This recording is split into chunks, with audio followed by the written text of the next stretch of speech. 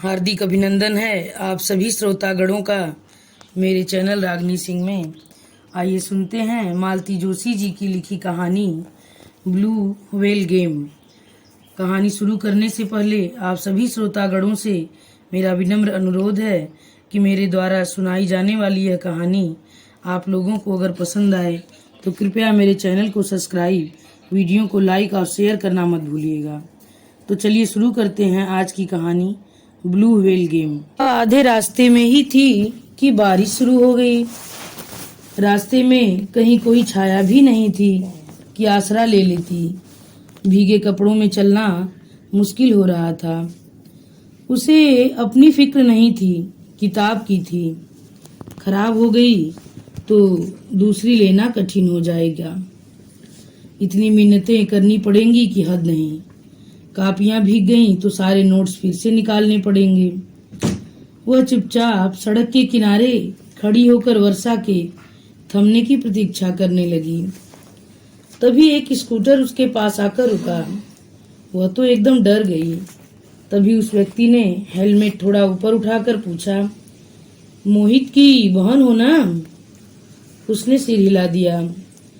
आओ, मैं घर तक छोड़ देता हूँ, मैं भी वहीं पास में रहता हूँ। विश्वास करने को जी चाह रहा था पर डर भी लग रहा था। तभी पानी की एक जोरदार बौछार आई और वह फिर एक बार सिर से पांव तक सराबोर हो गई। फिर उसने विचार नहीं किया, चुपचाप पीछे जाकर बैठ गई। घर के सामने उतार कर वह चला गया। धन्यवाद करने का भी अवसर नहीं मिला। माँ शायद खिड़की से देख रही थी। घर में घुसते ही कोर्ट मार्शल शुरू हो गया। किसके साथ आई हो? भैया के दोस्त हैं। क्या नाम है? नाम तो पूछ नहीं पाई। नाम पता जाने बिना महारानी स्कूटर पर सवार हो गई। कहीं और ले जाता तो? पानी जोर से बरस रहा था और मेरे पास छाता भी नहीं था, इसलिए। तो क्या हुआ? मिट्टी की तो नहीं थी कि पानी में गल जाती। उसे दनादन छींके आ रही थी और माँ थी कि दनादन बोले चली जा रही थी। आखिर उसने कहा, मैं जाऊं कपड़े बदल लूं, बाकी भाषण बाद में दे देना। उसकी बात ने आग में घी का काम किया। माँ और जोर से शुरू हो गई, पर उन्हें अनसुना कर वह कपड़े बदलने चली गई। फिर बाहर आई ही नहीं, पर माँ देर तक गुनगुनाती रही। भैया के घर आते ही फिर शुरू हो गई। पता नहीं कौन था, अपने आप को तुम्हारा दोस्त बताकर इसे स्कूटर पर घर छोड़ गया। भैया एकदम आग बबूला हो गए। खबरदार, जो मेरे किसी दोस्त से बात की, दोबारा किसी के साथ देखा तो टांगे तोड़ दूंगा। उसे इतना गुस्सा आया। इतनी सी बात का कितना बड़ा इश्यू बना रहे हैं ये लोग। ऐसा क्या अनर्थ हो गया? एक भले आदमी ने भरी बरसात में लिफ्ट ही तो दी है। उस दिन का भीगना उसे बहुत भारी पड़ गया, शारीरिक रूप से भी और मानसिक रूप से भी। शाम तक उसे तेज जुकाम हो गया और अगले 2-3 दिन बुखार में तपती रही। बुखार उतरने के बाद भी कमजोरी लग रही थी। स्कूल जाने की हिम्मत नहीं हो रही थी, पर कितने दिन गोल करती। 12वीं का क्लास था। एक एक दिन महत्वपूर्ण था। 5वें दिन वह स्कूल से लौट रही थी कि फिर वही स्कूटर आकर रुक गया। घर छोड़ दूं? 2-3 दिन से दिखाई नहीं दी। बुखार हो गया था। खैर, उसका इंतजाम तो तुमने खुद ही कर लिया था। उस दिन मैं जबरदस्ती न करता तो न्यूमोनिया भी हो सकता था। भले ही हो जाता, पर घर पर डांट तो न खानी पड़ती। इतनी सी बात पर घर पर डांट पड़ गई। आपके भाई साहब भी तो लड़कियों को घुमाते रहते हैं, उन्हें डांट नहीं पड़ती? उसकी बात को अनसुना करके उसने कहा, प्लीज आप इस तरह बीच सड़क पर मुझसे बात मत कीजिए। किसी ने देख लिया और घर पर चुगली कर दी तो मेरी शामत आ जाएगी। कल को ये लोग मेरा स्कूल भी छुड़वा देंगे। और वह पलटकर चल दी। कानों में वही बात गूंज रही थी, आपके भाई साहब भी तो लड़कियों को घुमाते रहते हैं, उन्हें डांट नहीं पड़ती। आज वह घर जाकर माँ से यह बात जरूर कहेगी। हालिका, उसका कोई फायदा नहीं होगा। माँ भैया के खिलाफ एक शब्द भी नहीं सुन सकती, उल्टे उसे ही डांट पड़ेगी। अब तू उसकी बराबरी करेगी? जाने दो, यह बात किसी से नहीं कहनी है, नहीं तो वही पूछताछ शुरू हो जाएगी। तुझे कैसे पता? तुझे किसने बताया? क्या वह फिर मिला था? और वह बेचारा कितने प्यार से पूछ रहा था। 2-3 दिन से दिखाई नहीं दी, मतलब उसकी अनुपस्थिति को किसी ने तो नोटिस किया था। वह पुलक से भर उठी। अगले दिन वह सुबह ही मिल गया। घर पर न सही स्कूल छोड़ सकता हूँ? ना बाबा, वहाँ तो 1000 आंखें हैं देखने वाली, कोई न कोई घर पर बता ही देगा। बाप रे, इतनी पहरेदारी! खैर ठीक भी है, सुंदर लड़कियों के माँ बाप को चौकस रहना ही पड़ता है। सुंदर कौन, मैं? और वह हंस दी, एक कसैली सी हंसी। क्यों? पता है, माँ से सब लोग कहते हैं आम के पेड़ में जामुन कैसे फल गया। बेवकूफ हैं वे लोग, उन्होंने कभी जामुन की मिठास चखी ही नहीं है। मतलब सुंदरता का अर्थ सिर्फ गोरा रंग ही नहीं होता। दरअसल सुंदरता किसी के चेहरे में नहीं होती, देखने वाले की आंखों में होती है। अनायास ही उसने आंख उठाकर उसकी ओर देखा और तुरंत ही नजरें झुका ली। एक अनिवर्चनीय सुख से वह नहा उठी थी। उसे लगा और थोड़ी देर वहां खड़ी रही तो पता नहीं क्या कर बैठेगी। उसके वे शब्द, उसकी वे आंखें उसके दिलो दिमाग पर छा गई थीं। अपने दबे हुए रंग को लेकर वह हमेशा ही एक तरह के हीन बोझ से ग्रस्त रही है। आज वह पहली बार एहसास हुआ कि वह भी कुछ है, उसका अस्तित्व तो इतना नगण्य नहीं है। मंगलवार को मंदिर जाने का उसका नियम है। उस दिन दर्शन करके सीढ़ियां उतर रही थी कि सामना हो गया। यहाँ कैसे? उसने पूछा और खुद ही झेप गई।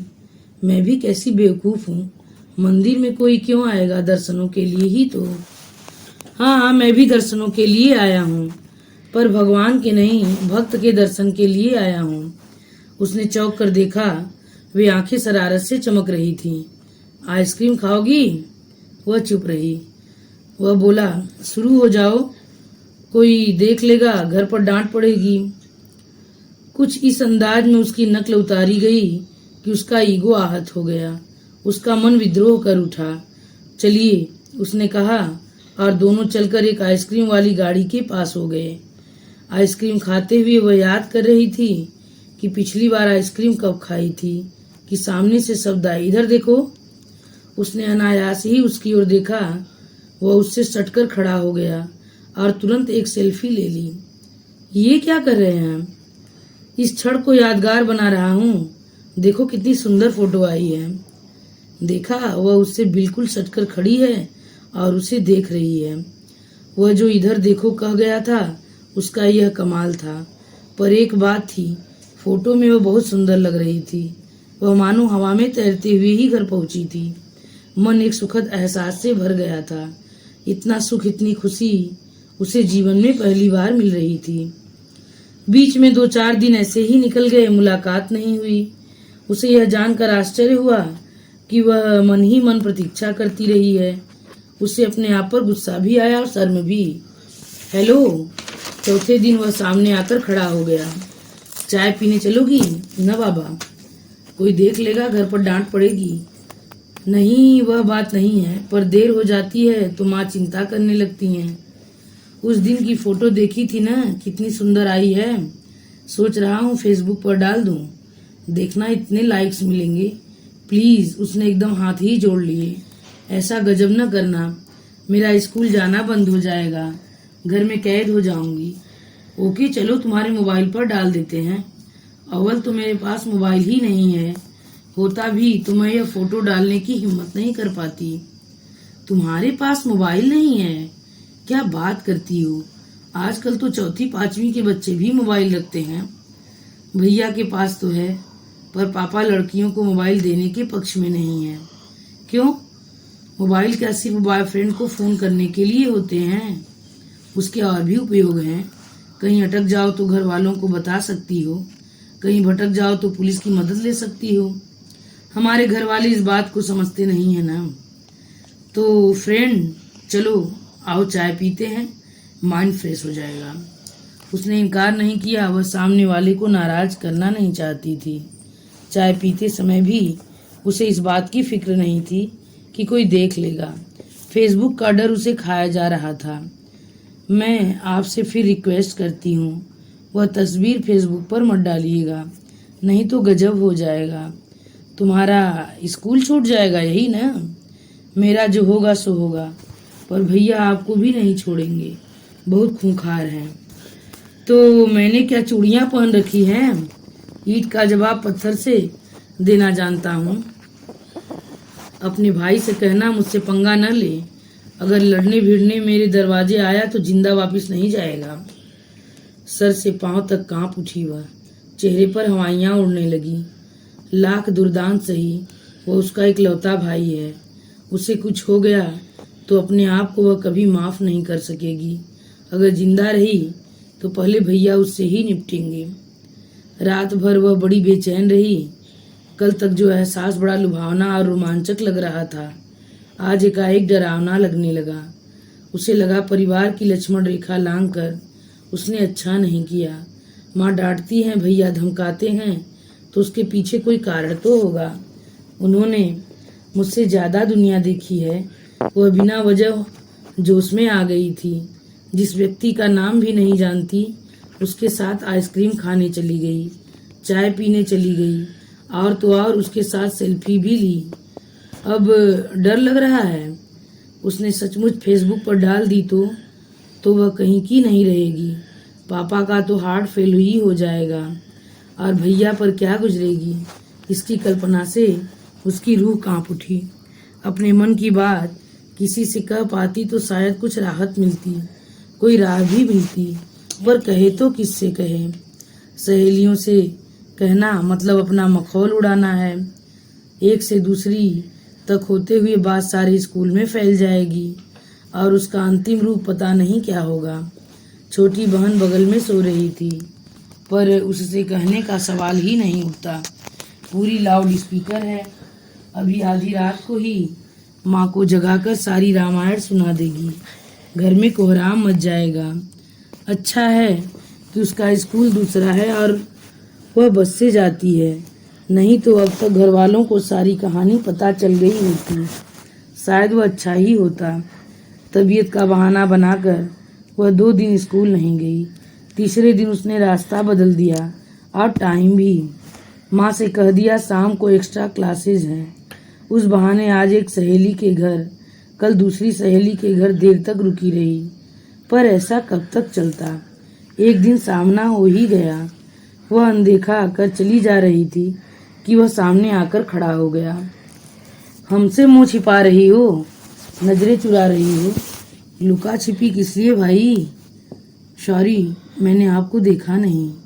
तो अब देख लो, नजर उठाकर देख लो, जी भर के देख लो। उसकी नजर उठी तो पर वह डर गई थी, कहीं उसने फिर फोटो ले ली तो। क्या बात है, आज बहुत एटीट्यूड दिखा रही हो। नहीं तो, उसने कहा, पर वह बहुत डर गई थी। एटीट्यूड तो आज वह दिखा रहा था जिससे घबराहट हो रही थी। देखो, हम दोस्त हैं और दोस्त रहेंगे, तो कल शाम हम मिलते हैं 4 बजे। क्यों? उसका स्वर कांप रहा था। काम है, कल बताऊंगा। तो 4:30 शॉप, समझ गई ना? न आ पाऊँ तो? न आना, तुम्हें बहुत महंगा पड़ेगा। ओके, चलता हूँ। यह तो सरासर धमकी थी। रात भर वह करवट बदलती रही, सोचती रही, पर समस्या का कोई हल ही सामने नहीं आ रहा था। क्या करे वह? घर वालों से कहे, पुलिस में रिपोर्ट करे या पंखे से लटक जाए। इस घर में तो आत्महत्या करना भी संभव नहीं है। एक पल को भी तो कमरा खाली नहीं मिलता। पता नहीं रोज रोज इतनी लड़कियां फांसी कैसे लगा लेती हैं। आजकल घर में घासलेट तो होता नहीं है। भैया की गाड़ी से पेट्रोल निकालकर अपने ऊपर छिड़क ले तो, पर हिम्मत नहीं हो पा रही थी। कभी अनजाने में गर्म पतीली या तवा छू जाता है तो प्राण निकल जाते हैं। पूरा शरीर जलने लगेगा तो कैसे सह पाएगी? और अगर बच गई तो जिंदगी मौत से भी बदतर हो जाएगी। वैसे जहर खाया जा सकता है, पर वह किस दुकान पर किस नाम से मिलता है पता नहीं। लोग सल्फास की गोलियां या चूहा मार दवाई खाकर भी आत्महत्या कर लेते हैं, पर कितनी खानी है पता तो हो। अगर मर नहीं पाई तो अच्छा खासा तमाशा खड़ा हो जाएगा। यूं तो वह कुएं में छलांग लगा सकती है, पर शहर में कुआं कहाँ ढूंढेगी। सुबह उठी तो सिर भारी था। स्कूल आज उसने फिर गोल कर दिया। माँ ने पूछा भी और डांटा भी, पर सिर दर्द का बहाना किए वह लेटी रही।